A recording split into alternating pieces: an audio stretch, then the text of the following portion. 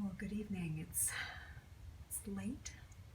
It is the night of the fall equinox here in the north. See if I can get a little more light. I just felt like I had to get out of bed and share some insights coming in. So I had the great honor of using an Amazonian herb in my eyes this morning called sanangra,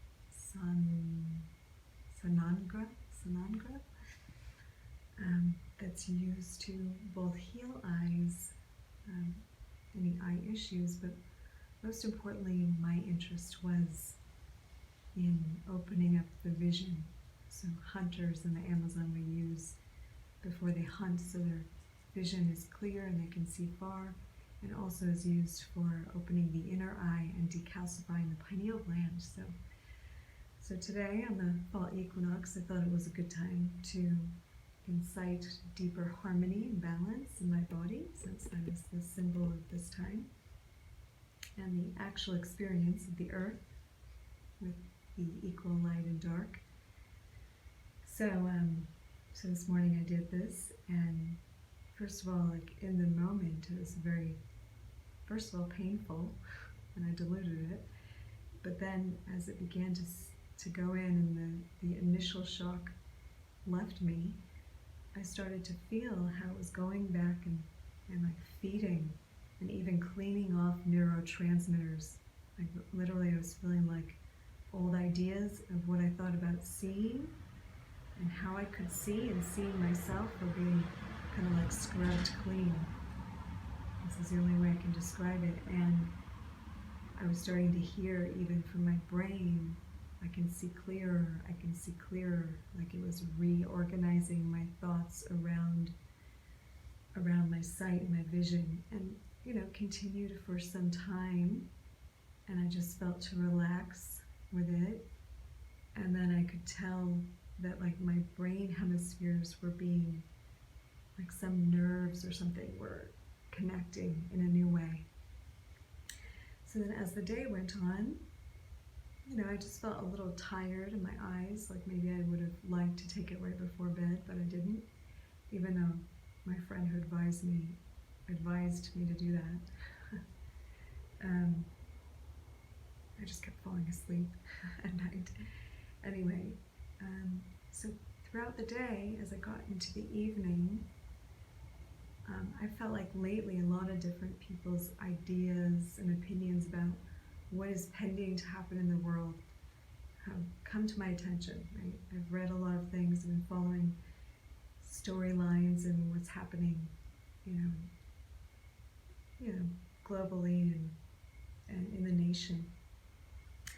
So I decided to take these thoughts to my meditation tonight and ask to be given clearer sight about where things are going. Because, a lot of people have had dreams, or there's prophecies, or there's writings, and I really, sometimes I feel like that could be a correct timeline, and I also sometimes feel like timelines can change depending on the people, right, and what the people do, and how the people prepare their hearts and their minds for the changes, right, and how we navigate the changes. This can alter timelines also. So I decided to take this consideration into meditation, and immediately what I saw was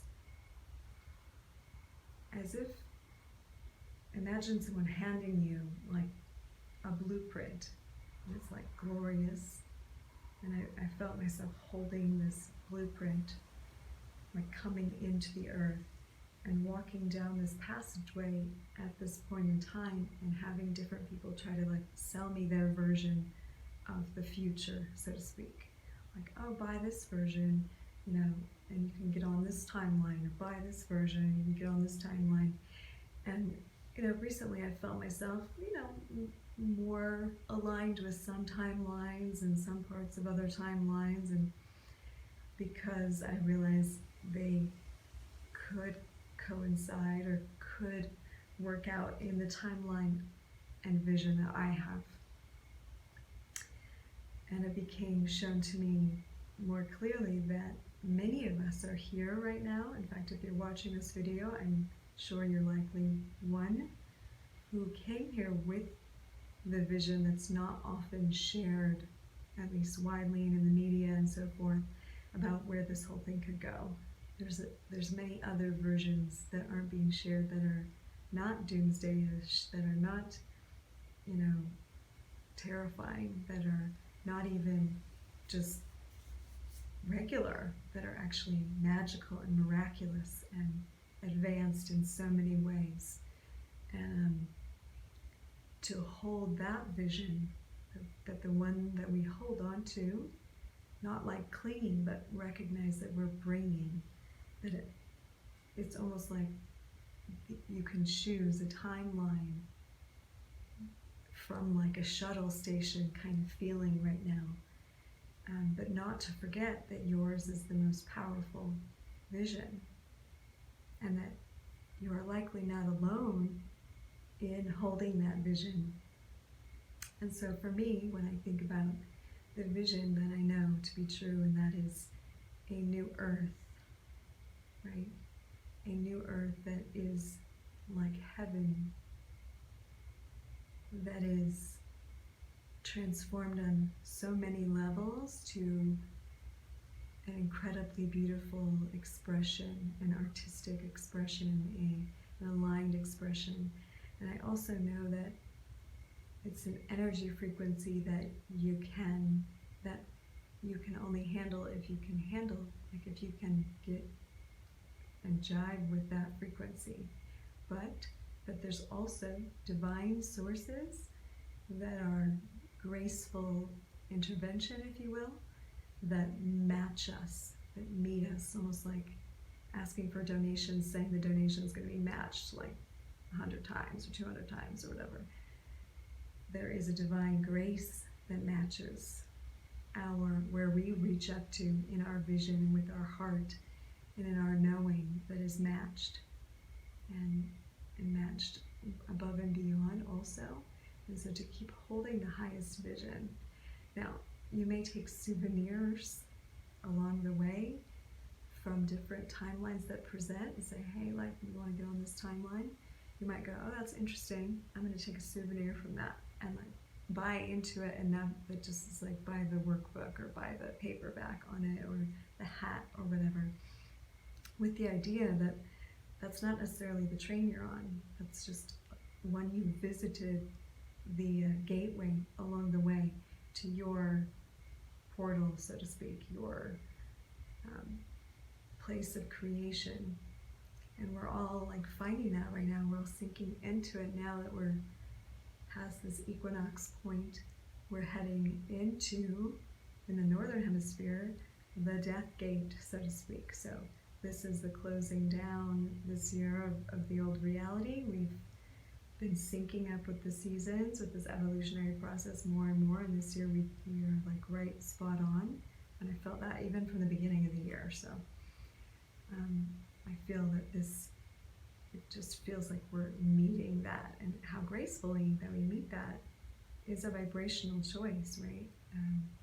And that's why I think a lot of us have had to confront death in some way right now and recently, and whether or not we're afraid of it or we are not afraid of it, or we're humble and respectful, or whatever it is that we need to find out for ourselves, because this is almost like the pass through this next phase, like to gracefully allow the transition of the old. And how are you going to pass that transition? Is it going to be a bumpy ride? Is it going to be staticky? Is it going to be smooth as silk? Is it going to be choppy? Is it going to be tragic? Because in some people's mind, they wouldn't let go unless the whole thing burned down, right? There's that reality. And wouldn't let go, wouldn't let go of the old world to allow the new world in. The new world is awaiting for our invitation. Like, there's no door handle on the other side. So we have to open the door and say, yes, I'm ready for this reality. Therefore, I'm gracefully releasing what was in favor of what it is that I'm bringing, that I'm here on earth to bring, that is in my heart. It's written in my heart what the kingdom of heaven is, right? What the new earth is, what this golden era is. It's written in our hearts.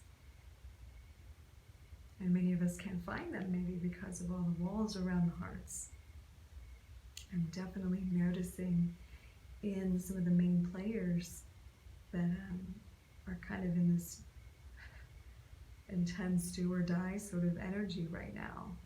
Aggressive energy and frightened energy. This looks very much like trapped emotions, unprocessed emotions that are being projected onto the screen of reality right now.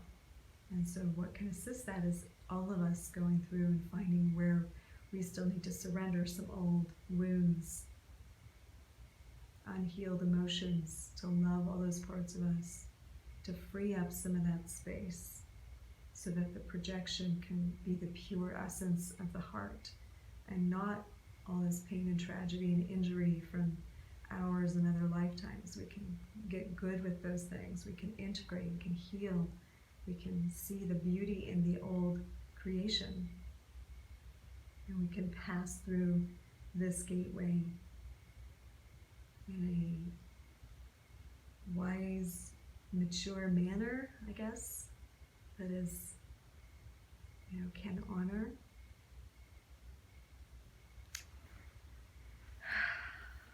Anyway, this I feel like is messages from the Sanagra, blessings from the Amazon jungle, and also a gift from Gaia here on this glorious Equinox Eve, that it is up to us to reunite our connectivity to the seasons, to nature, to how she is breathing and moving. And the more we can do that, the less we'll have to be forced into reconnecting with her, like face to the floor, face in the dirt, broken grounds. I mean, these sorts of cataclysms only need happen when the people are stubborn to turn to their hearts and live in love. Because tragedy causes us to turn in love. It forces us to. But we can divert these things by simply turning to love now, by turning to one another now, by knowing the golden era is coming through us. We're not looking around questioning what's going to happen next. We're emitting the frequency of what is next. And we can let other realities tag along if they can align with our vision, if they can meld easily, right? So this is where different people might be buying into different storylines right now, but maybe if we switch the thinking a little, we can also realize that's the one they're going to help bring all those people with them. If they're holding the golden era and they can just align enough to link on to one of those old paradigm beliefs or one of those tickets of where this is all going to go, they can link onto those with love and carry the higher vibration for it, carry the vision into the new, then you can move a lot of these timelines together and dissolve into the one that is the highest possibility, right?